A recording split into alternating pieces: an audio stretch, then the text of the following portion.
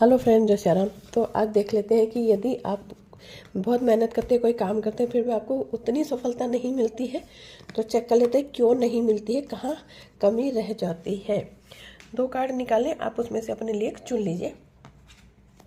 First card जिन्होंने चुना उन्होंने उनके लिए उनका रास्ता बिल्कुल सही है, क्योंकि वो जितनी भी मेहनत करते हैं, एफर्ट्स लगाते हैं, तो उसका उनको अच्छा रिजल्ट मिलता है और उनको सक्सेस भी मिलती है, जिसको वो हमेशा सेलिब्रेट करते हैं और लाइफ में खुश रहते हैं, अपने परिवार के साथ उस खुशी को मनाते हैं। दूसरा कार्ड जिन्होंने चुना उनके लिए किंग ऑफ वॉन्ड का कार्ड निकला है। तो इनका रास्ता वैसे तो ठीक है, लेकिन ये थोड़े से लापरवाह किस्म के इंसान है। जिनका भी ये कार्ड है, जिन्होंने भी इसे चुना है, सॉरी टू से, बट ये है कि ये अपने किसी भी काम को एक ही पहलू की तरफ ध्यान रखते हैं, साइड में इधर उधर नहीं देखते कि उसकी नेगेटिविटी क्या है, उसके अंदर क्या खामियां हो सकती है।